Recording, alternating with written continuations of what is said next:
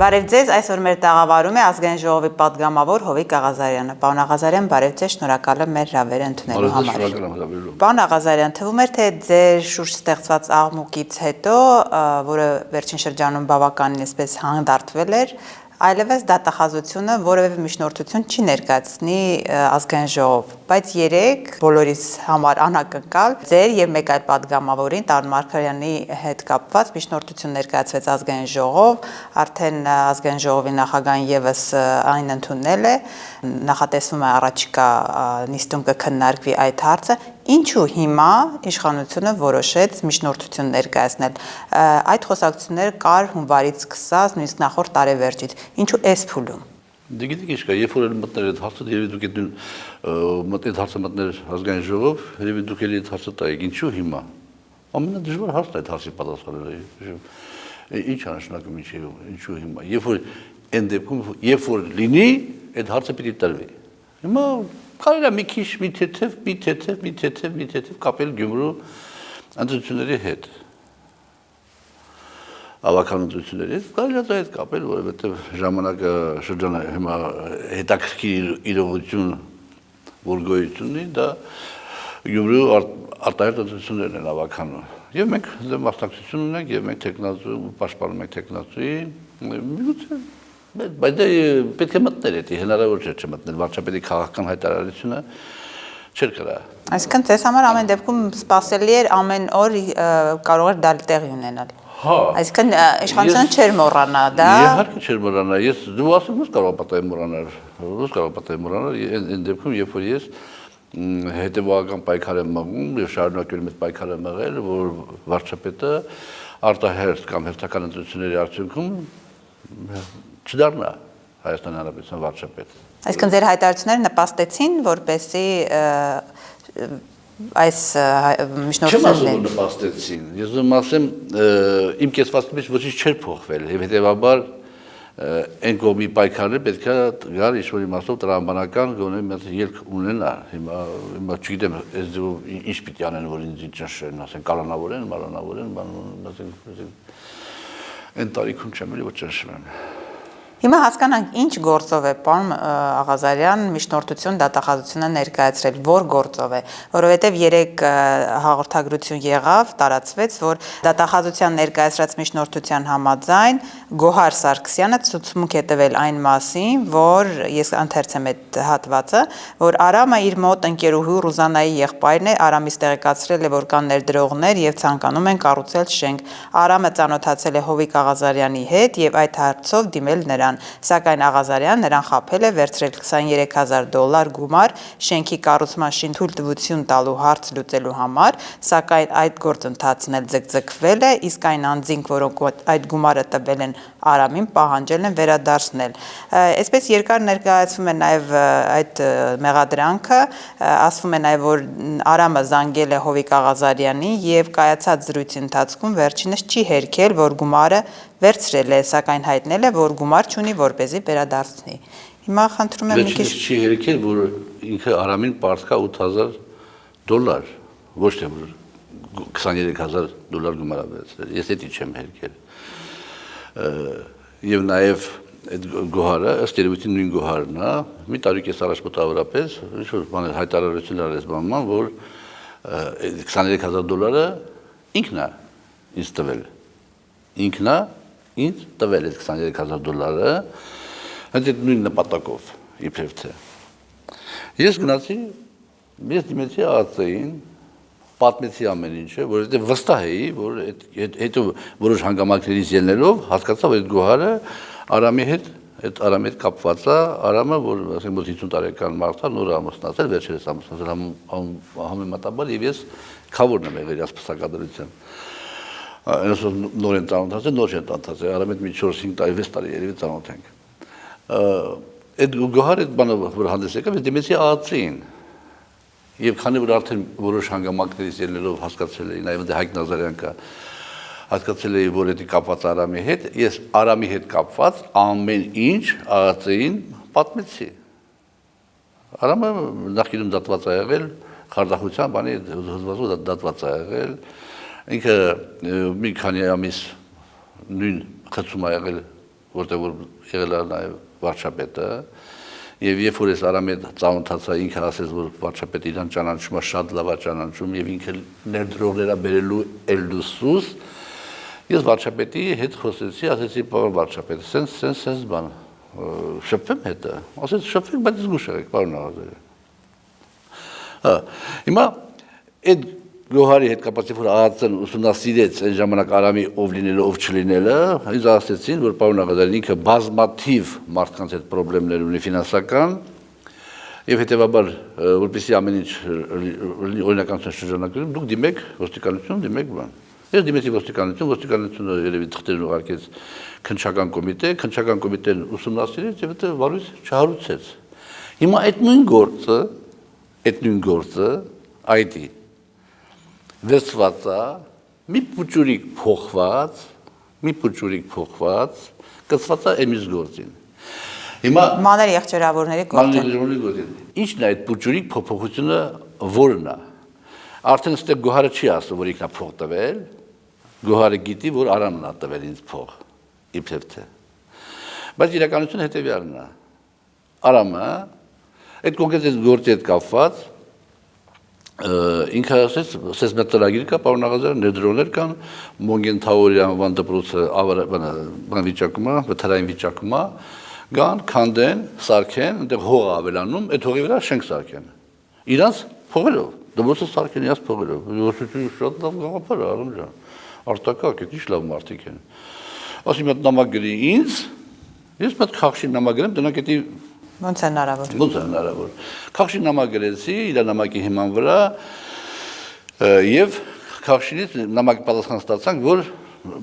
սկզբունքորեն այո, կարելի է, բայց քաղաքային իշխանություններ եւ այլ։ Այսինքն դա նշանակում է, որ Խախշինը այդտեղ, եթե ամեն ինչը պահպանվի նորմերի շրջանակներում, որևէ խնդիր չի տեսնի։ Այդ մի քիչ տևեց ինչ-որ ժամանակ,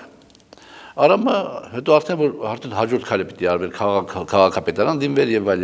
ինչ-որ հասցնել նպատակին, ասեցի Արամ ջան, ես ուզում եմ շփվեմ այն մարդկանց հետ, ովքեր այդ դպրոցը կառուցելու են։ Ես ուզում եմ այդ մարդկանց տեսնեմ, նոր հաջորդ քայլերն անենք, թե չէ անենց բան անենք, ասի, որովհետեւ արդեն ես ինչ-որ բաներից ելնելով զգացել եմ, որ ինքը անմաքուր բաներ է անում։ Անհանգստություն ունեի։ Տեսնենք բա այդ մարդիկ փոշմանել են, որտեղ մի քիչ ձգձգվել այդ մարդիկ փոշմանել իրանք չեն ուզում անեն, բայց ես ուրիշ տեղեր եմ ճարել, իրանք պատրաստ են անեն։ Արամ ջան, հաջորդ քայլը ես պետք է անեմ, իմանալով թե ով է կառուցելու այդ դպրոցը։ Այդ ընկերությունը պիտի ինձ արդեն դիմի, որ ես էլ դիմեմ համապատասխան ինստանցիաներին։ Լավ, ես երկու օրը կծանոթացնեմ։ Այդ երկու օրը հետո Գրանցիկ ծանոթացանք մի հոգի եկար, որի հետ մի քանի ժամանակ առաջ ծանոթացել էին, ես հպանցիկ Արսեն էր անունը։ Նստած էին բանում, ազնավուր սրճարանում, այս մասին չի խոսում, բան չի անում։ Ազնավուր սրճարանում նստած էր, մեկ էլ եկավ այդ Արսենի ընկերը, Արամը ուշանում էր։ Մինչև այդ խոսակցությունը, որ սկսվեց այդ դպրոցի բանի հետ կապված, իրանք ինձ հասկացրեցին, որ Արամին փող են տվել։ Ասի, ինչ եմ արեք դուք Արամին փող տվել, որպես ինչ։ Ասավ, հեչ, պարոն Աղազարյան, խնդրել է, մի հատ ուրիշ նպատակով մենք տվել ենք, բայց հիմա այս գործն է մեզ հետաքրքիր բան։ Ասի, մի րոպե, կներեք, ասի։ Ասի, դուք ուզում եք այդ դպրոցը կառուցեք։ Այդ ընթացքում Արամն եկավ։ Ուզում եք այդ դպրոցը կառուցեք եւ շենք սարքեք եւ գումար աշխատեք, հա։ Այսինքն ես ինձ եմ հասկանում, որ դուք ուզում եք այդ ամեն ինչը ունենաք, այդ թույլտվությունը բանը եւ այլ, փոսը փորեք, բնակարանները ծախեք, առանց սարքելու, այն ժամանակ դե բաներ, մի քիչ արժութ կար, ծախեք առանց բան անելու ու թռնեք, դպրոցը չսարքեք։ Չէ, պարոն Աղազարյան, կսարքենք բան, ասի դե հետեւաբար մենք այս քայլը պետք է անենք, կամ դուք ինձ ցույց եք տալիս 2 միլիարդ դրամ ձեր բանկային հաշիվներում, կամ էլ թե չէ, այդ գումարի չափով գույքային ապահովություն, որ վստահ լինենք, որ դուք այդ դպրոցը կսարքեք, այսինքն դուք պետք է առաջին դպրոցը սարքեք, ոչ թե փոսը փորեք, մարդկանց խաբեք, բնակարանների փողերը վերցնեք, Հետո չգիտեմ ինչ եք, ասի դուք ոնց եք դուք ձեզ ինչ եք ներկայացնում, որ այդ ձևի բանի տակ պետք է մտնեք։ Ասի նախ քաղաքապետարանը չի համաձայնվի ոչ մի դեպքում, երկրորդից ես թույլ չեմ տա նման անգրագետ ձևով, ասենք ինչ-որ բան գրեմ։ Այդ ժամանակ արդեն արամատեղ էր, իրաք վիճաբանից իրար խառնվեց իրար, գնացին, բա ես բանը յալել չարչարվել է ահագին էս կոմենքում, ու ինձ հասկացեց, որ պիտի տրանսերի փող վերցներ, փաստորեն։ Հետո արդեն մեր հակասությունները կամաց խորացան եւ այդ ընթացքում, մեր երկու տարվա ընթացքում Բարբերաբար ինքը ինձ գումար էր տվել։ Խնդրելի։ Հստակեցենք, որ թվականի մասն է խոսքը, այդ խոսակցությունը ամեն ինչը տեղի ունեցել, որ թվականին։ Ես ասացի, երևի 23 թվականի բանը սկզբներին այդ ձևի, մոտավորապես։ Բանը երբ էր։ Երևանի ավականությունները երբ էր։ Կարծեմ այդ թվականին։ Հա, դա սկզբից, դրանից առաջ։ Երևանի ավականությունների ժամանակ,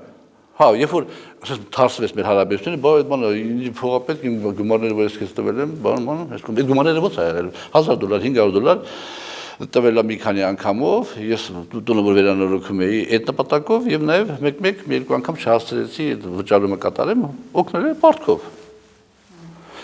Մի անգամ էլ ես գործողման եմ եղել, ինձ հարազատ մարդու տնօրեն օրներ, կին, ես խնդրեցի իրան, մի հատ հեռախոս առնի, տանի, տնօրենի հետ կապակցությամբ նվեր, ես գործողման էի, տնօրենի հետ օրներ։ Տարել է հեռախոս, մեկ այդ ծաղիկներ, այդ գումարն էլ ենք հաշվել, մոտավորապես այդ $8,000 մեջ, թե ամիջապես են վերադարձել, չեմ հիշում, էդի ասեմ, մանրամասն չեմ հիշում, բայց մի $8,000 պարտքի մասն էր խոսքը։ Եկավ, հա, ասեցի մինչև աշուն կտամ։ Ասի արամ ջան, հիմա այս բանին չեմ կարող տամ, մինչև աշուն կտամ այդ փողը։ Բնականաբար պիտի վերադարձնեի, որովհետև պարտքի ձևով է տրված։ Էդի բանը, մեկ էլ Երևանի ավականությունի հետ կապված դրամահավաքում մոտիկացավ ինձ մի հոգի կառուցապատող, որ Արամից տարել էր ժամանակին, որ ես տղայիս համար բնակարանի հետ կապված հարց լուծեի, բայց քանի որ գները թանկ էր, մենք բանալի չարեցինք։ Այդտեղ մենք տեսել էինք իրար։ Մոտիկացավ ինձ, պարոն Աղազարյան, 1000 ներողություն, Արամը ձեզ փող տվել է։ Ասեցի, հա։ Ինչքան, ասի մի $8,000 չափ, ասեմ ինչ աղ է, խի, դե բա ինձ փող ա վերցրել, $25,000, ինչ նպատակներով չգիտեմ, բա բան արել, ասում տվել եմ Աղազարյանին, չի կարող վերադարձնի, ես չեմ կարող վերադարձնեմ, չկա, ասես իրանք խոսամ, ես իրան $8,000 փող եմ պարկ, ես խնդրեմ մի որոշ ժամանակ բան անես, ես Արամից խոսացի, ես դες բան չեմ ասել, խափում ա, ես կոմեն, թող ուղղակի մի քիչ սպասի, ես կվերադարձնեմ այդ գումարը։ Ես ասեցի, բան ջան, մարդուն ասեցի, խնդրում եմ մի որոշ ժամանակ սպասես, այդ գումարը կվերադարձնեմ։ Ես էլ Արամին ասեցի, եթե չվերադարձրեցիր, ես միշև էսի ժամանակը, ես այդ $8,000 տալու եմ այդ պարտքի որպես մաս, որ քեզ պարտքեմ, եթե այդ մարդը ինձ խնդրանքս հարգում ա, հա, պարոն Աղազարյան։ Եկավ չտվեց, ես այդ $8,000 սիրուն տվել եմ այդ մարդուն։ Նո այդքանով ամեն ինչ ավարտվել է ձեր եւ իրենց հետ կապված։ Հա, այդ երկու դեպքերը, այդ Մոգեթավորի բանը եւ այս դեպքը ինձ վերջնականապես համոզեց, որ ինքը լրիվ ուրիշ բաներով է զբաղվում։ Խադախությունների մեջ։ Այո, եւ ինքը բանը այս գործի նյութերի 24 թվականի փետրվարին լքել է Հայաստանը։ Այդ երկու դեպքով ես գիտեմ։ Իսկ ինչ վերաբերում է մատանիին, կյանքում երբևէ որևէ մեկի միջոցով ես մատանի նվիրած չկամ։ Բա որտեղից է գործում այդ հանգամանքը հայտնվել, պարոն Աղազարյան։ Դե հիմա Պարոն Աղազարյան, հետարքիր է, գիտեք, տեսեք, նույն մանր եղջերավորների հետ կապված եւ նաեւ այս գործի հետ կապված, այսպեսի պատմությունների մեջ եք այդտում կոպիտ ասած։ Չէ, ես լիքը պատմությունների մեջ եմ, այն պատմությունները, որ ես կամ այդ պատմությունները, այս պատմությունները դեռ խաղապար են, որովհետեւ ես տնտեսական հարցերի հանձնաժողովի անդամ եմ, բավականին ակտիվ պատգամավոր եմ եւ ինձի տասնյակ մարդիկ, եթե չասեմ հարյուրավոր մարդիկ դիմեն տարբեր հարցերով, հետո Հիմա պիտի այդ բոլոր գործերը հանեն։ Հետո մատանի են տվել, ինչ որ մեկին իմանունից։ Թող ապացուցեն տվել է թե չէ։ լկտի սուտ, եւ կարելի ասել, որ սարքած սուտ դերակատարներին իմանալով վերեն կպցրել Արամն է փախածա, այն նամակներ հերնից գրում այս մեկին, արդարադատություն, բանը զապիսներ ակարգում, որ Աղազարյանը ասեց, մենք հանդիպել ենք, բան մի հեռախոսազրույցի ժամանակ էլ այն ժամանակ, ասեմ ես գիտեմ, որ դու ձայնագրում ես մեր խոսակցությունը, Արամ, ես գիտեմ, որ ձայնագրում ես, ու հիմա տես ինչ եմ ասում, լսի ձայնագրությունը, այս մասը չընդհատես, այդ որ ու մի հատ սեռական բնույթի հայհոյանք, այդ գոհարի մասն էր խոսքած տերության, այդ որ այս ինչ ասել, որ ինքիցի փող ա տվել, $23,000, ասինքն ես այդ ամեն ինչը զգացել եմ, բան եմ արել, հիմա, բայց լիքը դեպքերում էլ իմ օժանդակությամբ շատ լավ հարցեր ա լուծվել, հիմա ես ինչ իմանամ, ես ոնց ջոկ եմ, որ ով ա, հետո ջոկում ես, ասեմ կողնորոշվում ես։ Այսինքն նույնիսկ առայեսում չի եղել ձեր հետ կապը այդ Արամի, որովհետև դրսում է ինքը։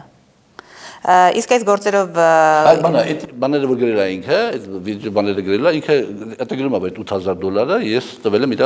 այսպես կոչված իբր տվել է, բաման թեխի տվել, թեխի ջերման, ինքը դա գրում է որ տվել եմ, համաձայն է որ տվել եմ, էլի։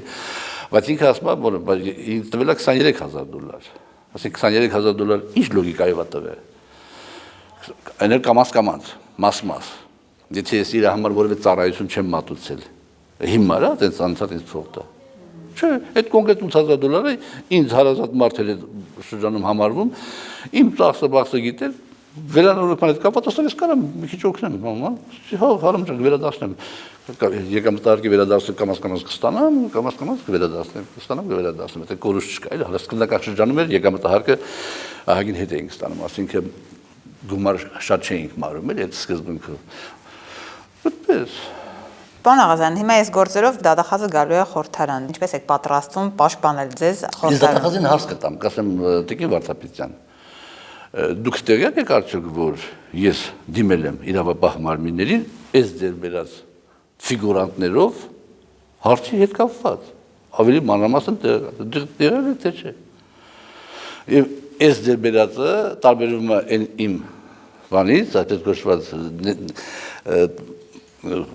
իրավապահ մարմինների տված, ինչ են ասում, չգիտեմ, ցուցմունքից նրանով, որ այստեղ հայտնվել է մատանին եւ այդ հեռախոսը, այնտեղ ես հեռախոսի մասին կարծում չեմ ասել։ Ես ասել եմ $8,000 պարտք եմ եղել ընդհանուր առումով։ Ինչպես նաեւ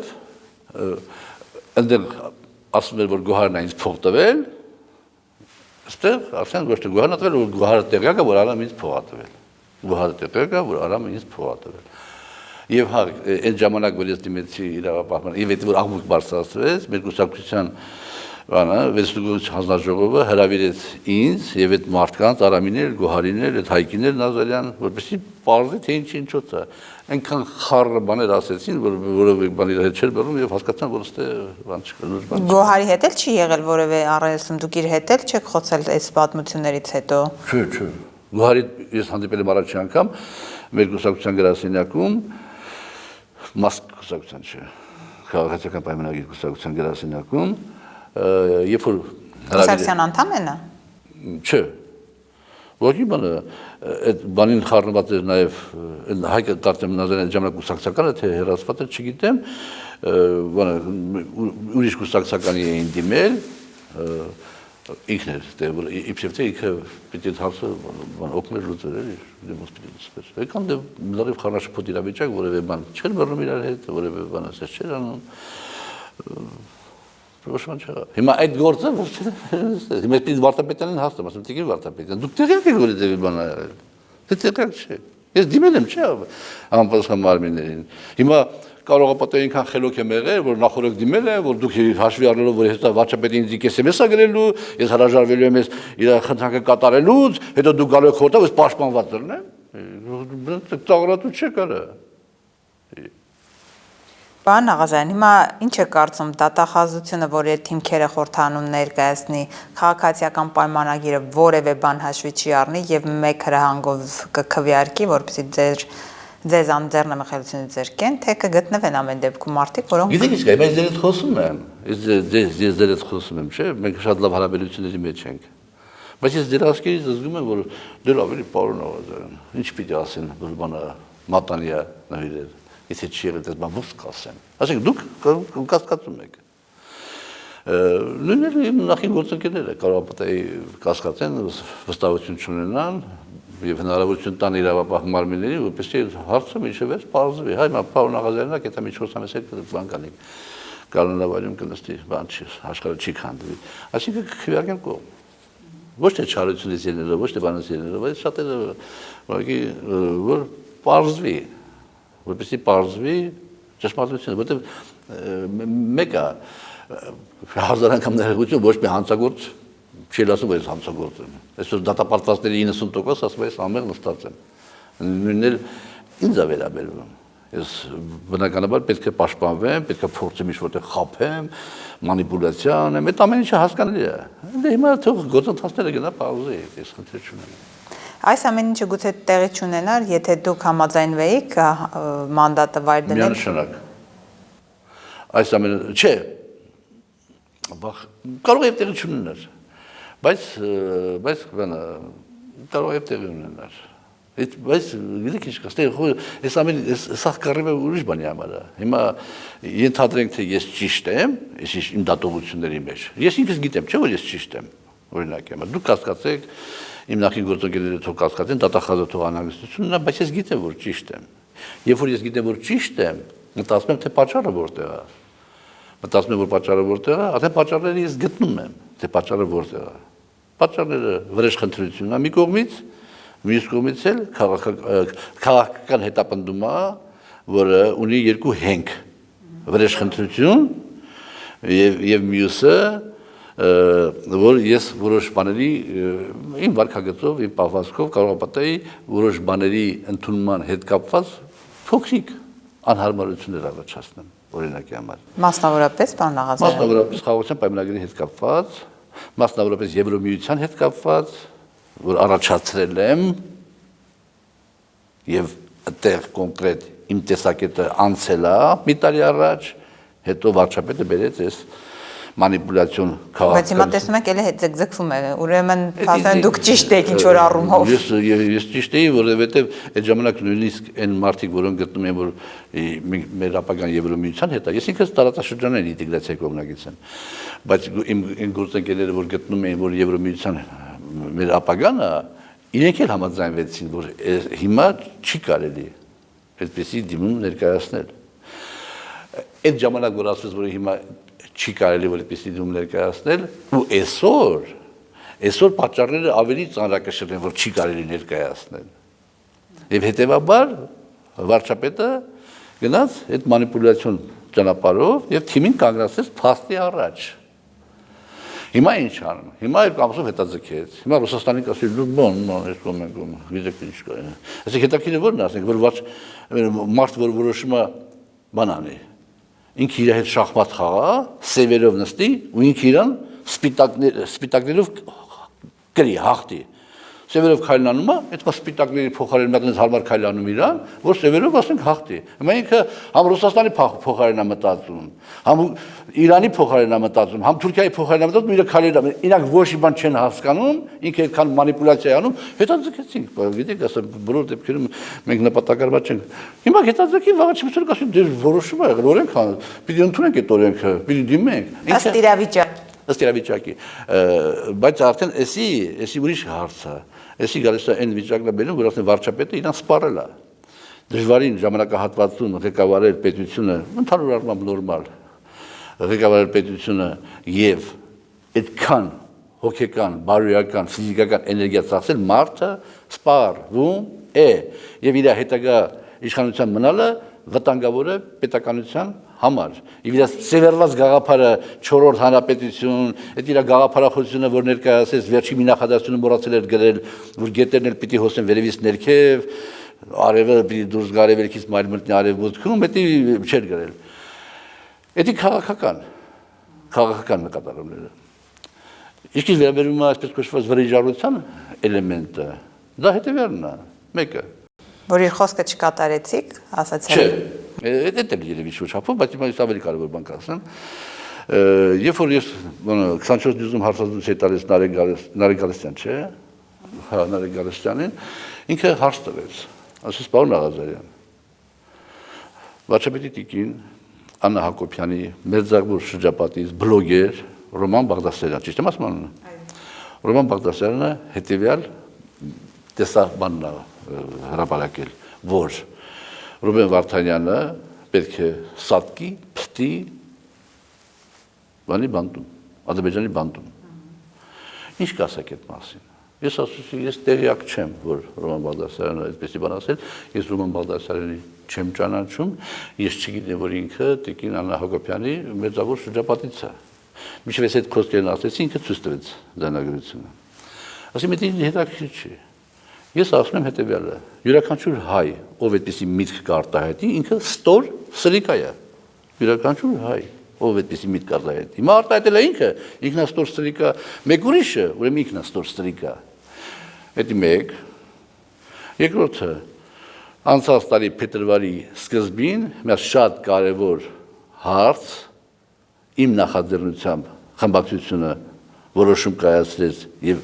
լուծվեց այնպես ինչպես որ ես էի առաջարկում եւ այդ որոշումը վարչապետի քիմքին հաճելի չէր։ Հիմա ես չեմ ասում այդ որոշումը։ Որոշում։ Չեմ ասում։ Ներքին որոշում է եղել, թե օրենքների հետ կապված։ Օրենքների հետ կապված։ Որը չեղարկվել է, պարոն Աղազարյան։ Չի չեղարկվել, ուրիշ բան է եղել, հիմա ես դա հալավոր չեմ ասի։ Մի հարմար չի։ Տեսեք, պարոն Աղազարյան, ձեզ երբ որ խմբակցությունից հեռացնում էին պետական անվտանգությանը սպառնալիք հանդիսացող արտահոսքերի համար, հիմա ուր կորավ դա եւ տակը մնաց ընդամենը այս գործերը։ Այդ պետական անվտանգությանը, որ դուք սպառնալիք ներկայացնող արտահոսք եք արել, դա որևէ ձևով այս ընթացքում քննության առարկա չդարձավ։ Չի դարձել, որովհետեւ երբ որ դատախազությունը դիմել էր վարույթ հարուցվի, չգիտեմ, հարուցվել է թե չէ, ամենանդեպս ինձ հարցի շուրջ չեն կանչել։ Բնության մեջ չի կարող այդպեսի բան լինի, որովհետև ես պետական գաղտնիք չեմ տիրապետում, եւ հետեւաբար չեմ կարող այն այսպես կոչված բացահայտեմ կամ ինչ-որտեղ ասեմ։ Ես պետական գաղտնիք չեմ տիրապետում։ Եթե ես ուզում եմ այս կամ այն գաղտնի փաստաթղթին ծանոթանամ, պատգամավորը գնում է հատուկ բաժին, դիմագրում, բերում են այդ փաստաթղթը տեղում ծանոթանում է, ստորագրում է, հետո տալիս։ Այդպիսի դեպք իմ 7 տարվա թե քանի տարվա պատգամավորական ես վերջի կյանքում չի եղել։ Իսկ եթե խաշի սեղանի շուրջ որևէ պաշտոնյա ինչ-որ բան միտք արտահայտել, որը իր մեջ պետական գաղտնիք է պարունակել, եւ ես էլ 4 ժամ հետո խորվածի սեղանի շուրջ եմ այդ մասին խոսացել, կներեք, դա ասեն դուրս չի։ Իմ հեռախոսի պարունակությունը իրանք մանիպուլացրել են եւ գտել են, որ այսի Կարաբատեի պետական անվտանգության հարց լինի։ Ես ասել եմ ցույց տվեք որ հատվածը։ Եվ ես իմ մանդատը վայր կդնեմ։ Ցույց տվեք արտահոսքը եւ ես իմ մանդատը վայր կդնեմ, բայց արտահոսքը քիչ եմ արել այդ Եվրոմիության դիմում հետ կապված, այդ գեղեցիկ արտահոսքը քիչ եմ արել մի տարի առաջ։ Պետական անվտանգության հետ կապված ցանկացած նյութի ձեռքբերում, ապացույցի ձեռքբերում, նույնիսկ իմ անկողնուց ամենաանօրինական ձևով ես օքեյ եմ։ Ամենաանօրինական ձևով իզնից իմ հարազատներից ձեռք բերեն պետական անվտանգության սպառնացող որևէ փաստաթուղթ, որևէ նյութ, ես օքեյ եմ։ Բայց երբ որ դու մտնում ես ուրիշ տեղ, դա իմ բան երազներում սարսափելի երազներում ես չեմ պատկերացրել։ Ամեն դեպքում մտահոգություն ունեք, պարոն Աղազարյան, որ քրեական այս գործերով ձեզ կալանավորում կլինի, ձեր հետ կապված գործընթացներ արդեն այլ հարթություն կտեղափոխվի, այս մտահոգություններն ունեք եւ ինչպես եք փորձելու պաշտպանվել կամ կարծում եք, որ իսկապես գործը այնպես կլինի, որ դուք դատարանի որոշմամբ արդեն ձեզ կալանք ձերբակալություն, այսպես։ Ամեն ինչ հնարավոր է, եւ ամեն ինչին պատրաստ ենք։ Իհարկե հնարավոր է, բնականաբար։ Եվ կալանք հնարավոր դատավճիռ մեղադրական չի լինի, բացառված է, որովհետև դեռ բան չկա, ոչ ընդ որևէ բան չկա, դատավճիռ չի լինի։ Միայն այն հանգամանքը, որ ես տարի ու կես առաջ այս նյութերով բացի այդ մատանուց դիմել եմ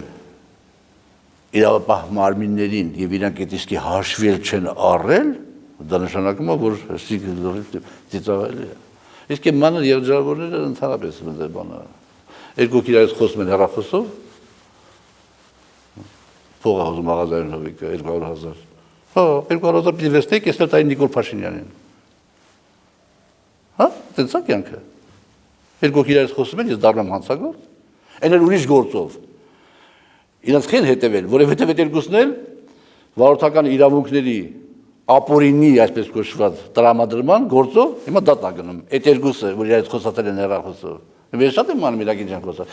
Հանդիպել եմ այդ Սլավիկի հետ, հանդիպել եմ Սևանում, ստեղ։ Զրույց գնացել է այդ թեմայի շուրջ։ Իհարկե գնացել է այդ թեմայի շուրջ զրույց գնացել է, չեմ թաքցրել։ Ես ինչ եմ արել։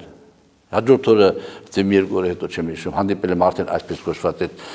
բիզնեսմենի հետ, Աշոտի հետ եւ Սլավիկի հետ ու ասել են, որ դա բանա, օրենքները այնպեսին է, որովհետեւ որևէ միջամտություն հնարավոր չէ, պետք է խիստ կարգավորել բանը։ Այդտեղ իրանք ասել են, բա ափսոս, այսքան փող պետք է աշխատենք բաման եւ այլ, ես ռեակցիա չեմ տվել բացարձակապես։ Հետո ինչ են ասել։ Հետո ինչ-որ $20,000 բան իրաց մեջ խոսացել են։ Հետո երբ որ առերեսնում եղավ, այդ Աշոտը չէր, ուրիշ Աշոտ էր, բոլորովին ուրիշ Աշոտ։ Կերպարանափոխվել է։ Ուրիշ Աշոտ էր, չէ, իրապես ուրիշ մարդ էր։ Այդ Աշոտին որ տեսել էի այգում, այդ Աշոտը չէր եկել առերեսման, ուրիշ Աշոտ էր։ Պարոն Աղազարյան, այս գործընթացները անձեռնմխելիության զրկելու նաև տարբեր այսպես մարդկանց հետ կապված թիկնապանների, ապօրինի զենքի կասկածանքով բաժին տանելու սկսվեցին, կարծես շաբաթ օրը Գյումրիում Նիկոլ Փաշինյանի հայտնի ելույթից հետո, որտեղ նա նորից խոսում էր նախկիններ, ներկաներ այդ մշտական թեմայի մասին, թալանածը հետ վերածի մասին եւ բոլորը պետք է պատժվեն, հատիկ-հատիկ պիտի վերադարձնեն, այսինքն դուք կարծում եք, որ սա բերեց նաեւ իրավական համակամ, ոչ թե բերեց, այլ մեսիջեր իրավական համակարգին զարգ տալ բոլոր ընդդիմախոսների դեմ, երբեմն նաեւ յուրայինների, որպեսզի խտրական չլինի, այսպիսի գործընթացներ, իրավական գործընթացների։ Կարող է դա կապված լինել դրա։ Նախ այդ բանը թալանի հետ բերելու հետ կապված, եթե չեմ սխալվում, մինչև հիմա ինչքան որ հետ է բերվել, դա ավելի քիչ է, քան անիվ հիմնադրամով վատնված,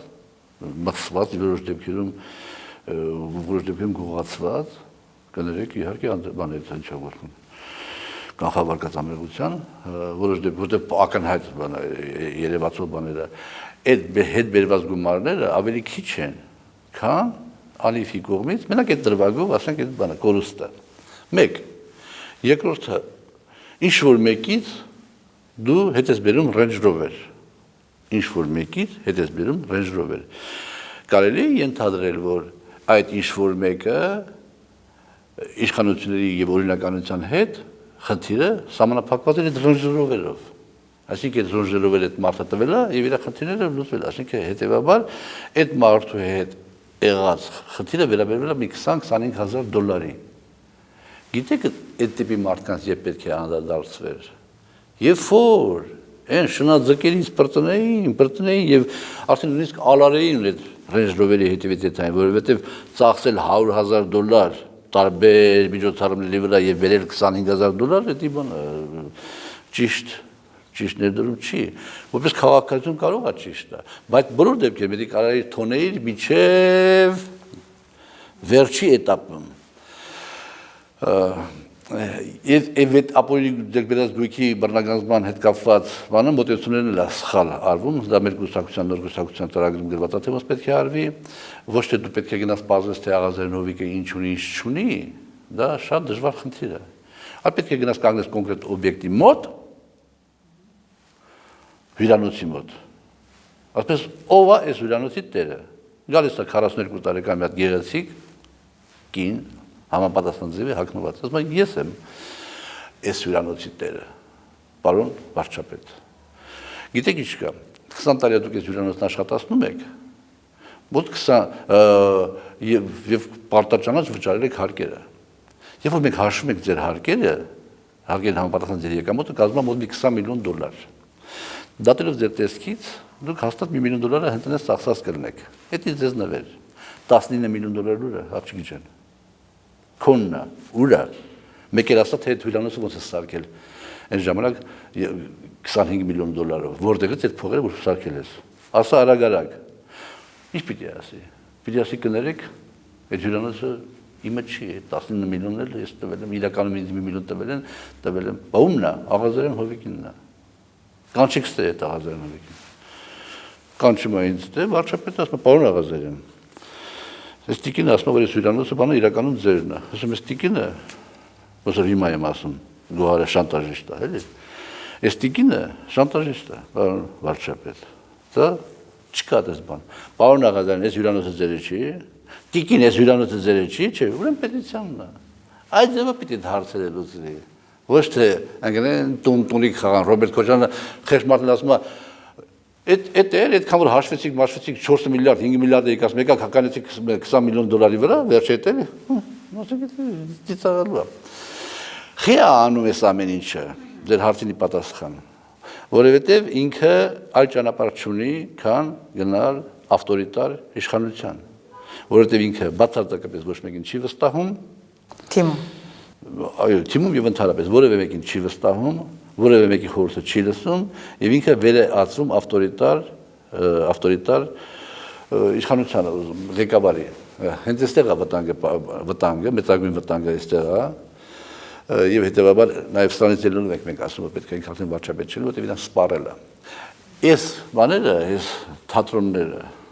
այս թատրոնները ուղղակի ժողովրդին կերակրելու համար է բայց ասեն ժողովուրդն է հոգնել դրանից